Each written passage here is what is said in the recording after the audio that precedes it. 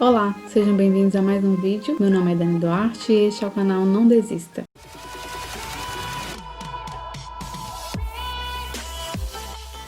Vamos falar hoje um pouco sobre Nossa Senhora, sobre o quanto os fiéis católicos veneram Nossa Senhora, têm um carinho muito especial por ela. Ao longo desses 2000 anos, muitas doutrinas, muitas outras religiões questionam essa devoção. Por quê? Por que a Igreja Católica cultiva essa devoção? Se o nome de Nossa Senhora aparece, o nome de Maria, né, aparece tão poucas vezes na Bíblia. Onde foi que nós encontramos todos esses motivos para tê-la como intercessora, como nossa mãe e termos esse carinho tão grande por Nossa Senhora, não é verdade? Para começar, quero falar um pouco sobre os vários nomes de Nossa Senhora, como por exemplo, Nossa Senhora de Fátima, Nossa Senhora de Guadalupe.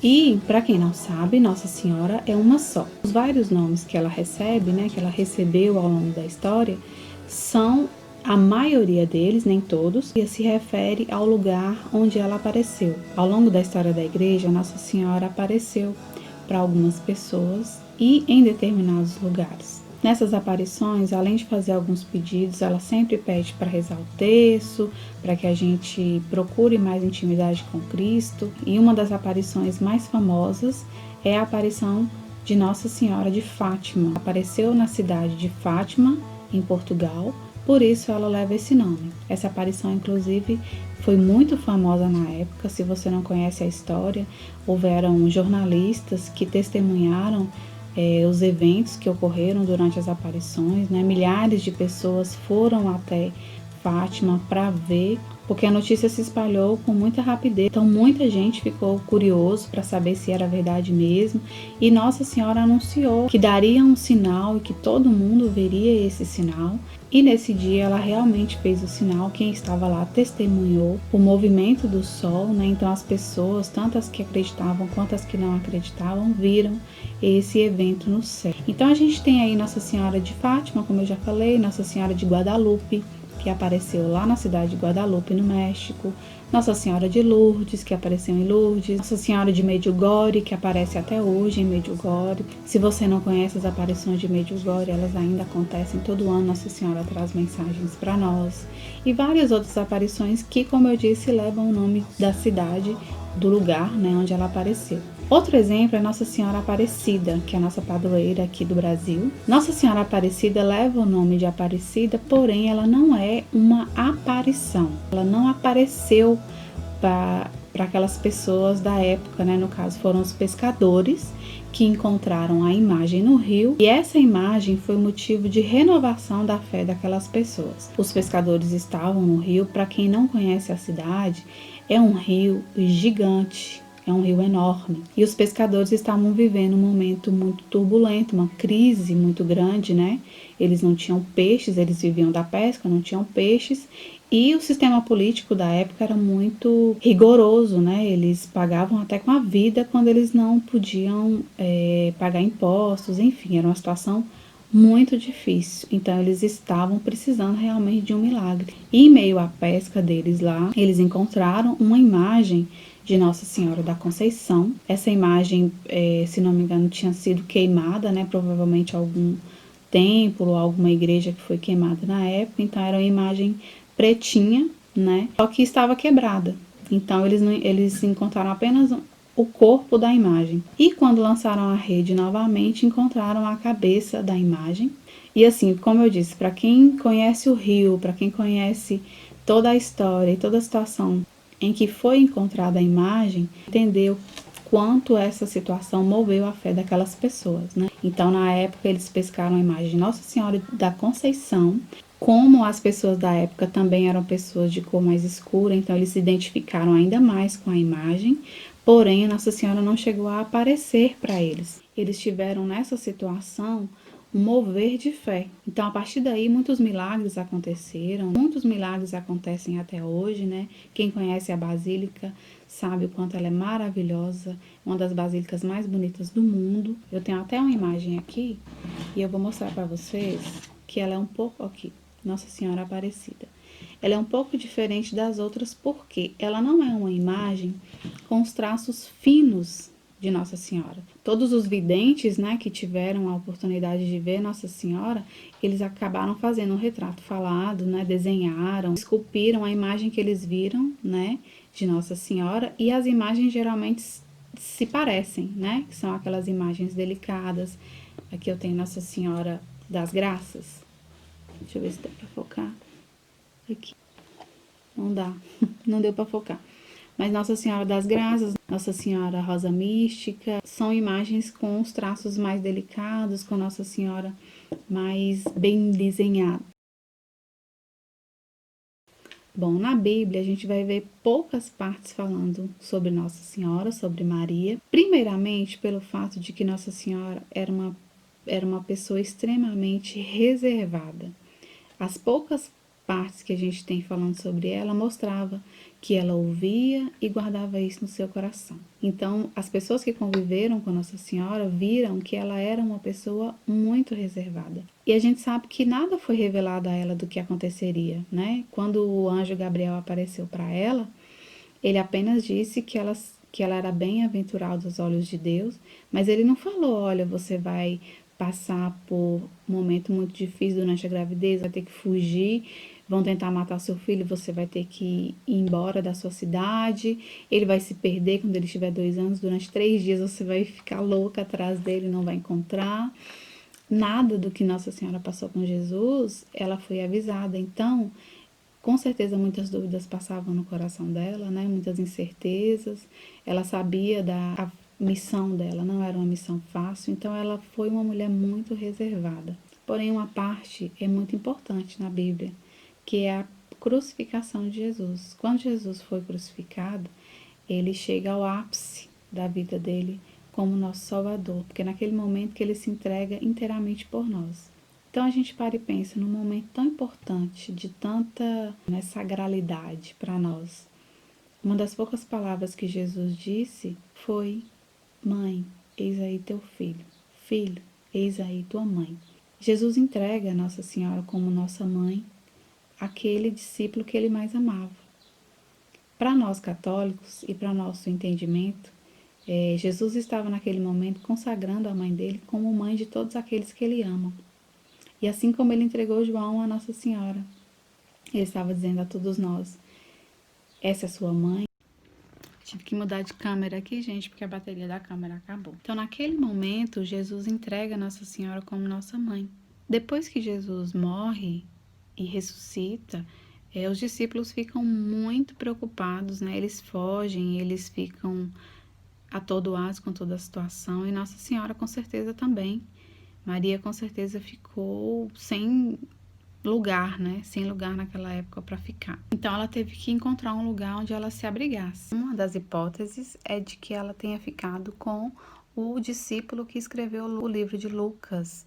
Se você já leu o Evangelho de Lucas, você vai ver lá que os detalhes sobre a vida de Nossa Senhora e sobre a vida de Jesus são bem mais delicados, né? São vistos de uma forma bem mais íntima do que os outros evangelhos. Então, acredita-se que esse discípulo que escreveu o evangelho esteve diretamente com Nossa Senhora, ele morou com Maria. Então, Maria conta para ele como foi e ele escreve. E é tão bacana toda essa simplicidade dela que o livro não fala em nenhum momento que ela está lá, que é ela que conta ou qualquer coisa do tipo. Mais uma demonstração da humildade de Maria. Maria era o maior símbolo de humildade que pode existir nesse mundo. Então, quando Nossa Senhora foi assunta aos céus, ela com certeza continuou com a missão dela de intervir por nós, assim como Jesus pediu durante a crucificação. E vendo tudo que acontece no mundo de hoje, ela com certeza ficou incomodada, ela com certeza quis fazer algo a mais por nós. Então é daí que começam as aparições, que como eu disse, já acontecem há muitos anos.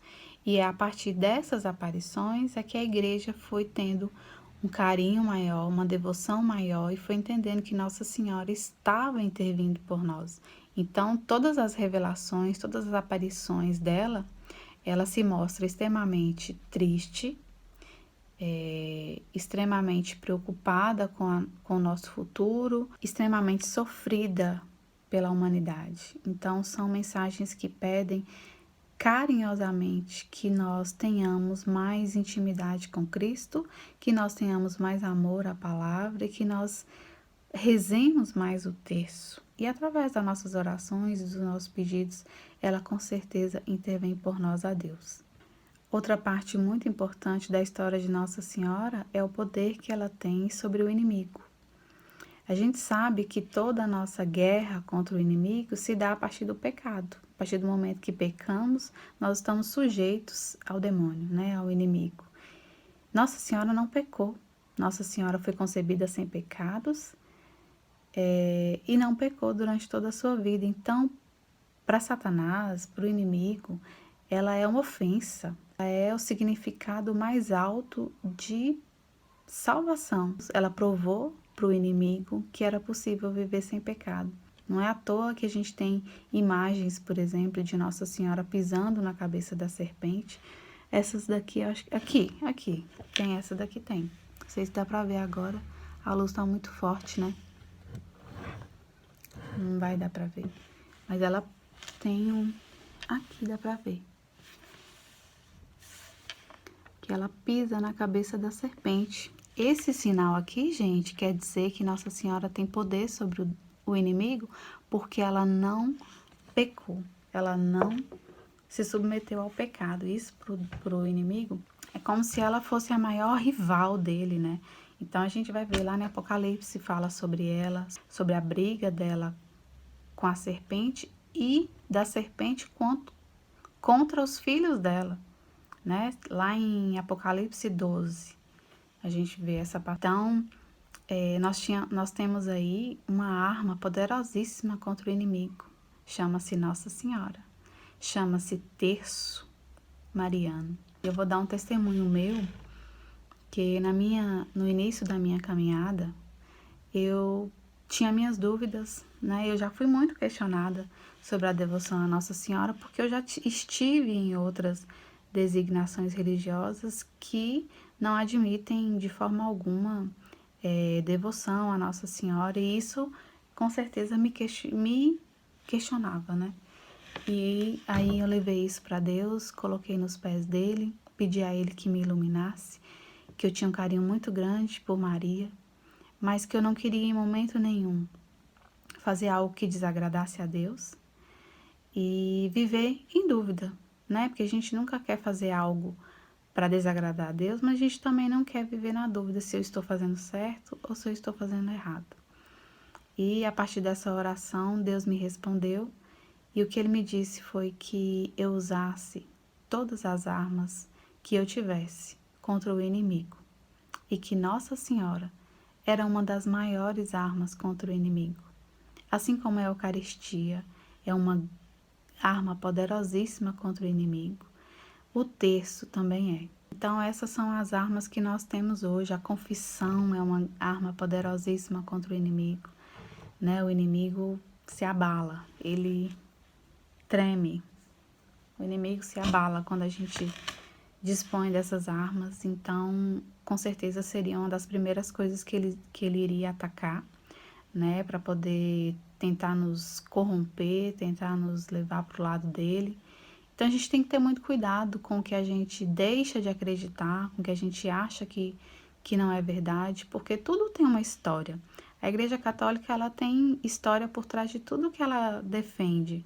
Nada é por acaso, nada é uma coisa irrelevante, né? Como eu disse, na minha caminhada de fé, no meu início de conversão, isso mexia muito com o meu coração, com a minha forma de refletir, e graças a Deus, Deus me deu inspiração para conhecer as histórias de Nossa Senhora e das aparições. Isso reforçou a minha fé de uma forma tão maravilhosa, tão única, né? Saber como foram as aparições e tudo que aconteceu, como foram a vida dessas pessoas que receberam essas aparições a partir disso. Então, assim, não foi nada por acaso e foram coisas importantíssimas para a nossa história, para a história da nossa vida, para a história do cristianismo.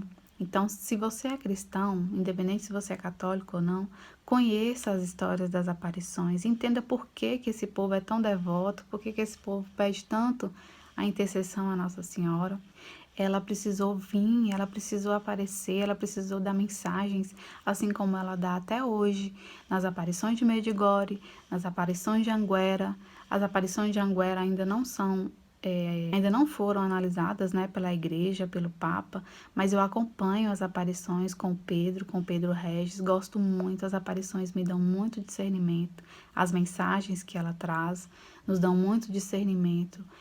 Então, tudo que ela tem feito, tudo que ela tem tentado fazer é por amor. Então, respeite a sagracidade de Nossa Senhora, respeite a vida dela, respeite o papel dela na vida de Jesus e na nossa. Se você, como eu disse, se você não conhece as histórias das aparições, leia, pesquise, entenda um pouco sobre os motivos pelos quais ela apareceu e sobre as mensagens que ela trouxe. E eu tenho certeza que o Espírito Santo vai falar muito no seu coração, vai falar muito na sua vida, até para que possamos respeitar a religião do outro. Então hoje eu sou devotíssima de Nossa Senhora, tenho um amor por ela imenso. Peço perdão todos os dias pelas vezes que não acreditei, que fui falha, né, que tive dúvidas, né, a partir de questionamentos. Infelizmente a gente vive isso muito na Igreja Católica. E peço a ela que interceda a Deus por mim. Sempre ela intercede, sempre ela está comigo. Sempre ela mostra carinho pela minha vida e pela minha missão. Então é isso, espero que vocês tenham gostado do bate-papo de hoje. Qualquer dúvida, qualquer comentário, deixe aqui embaixo que eu vou ter o maior carinho para responder.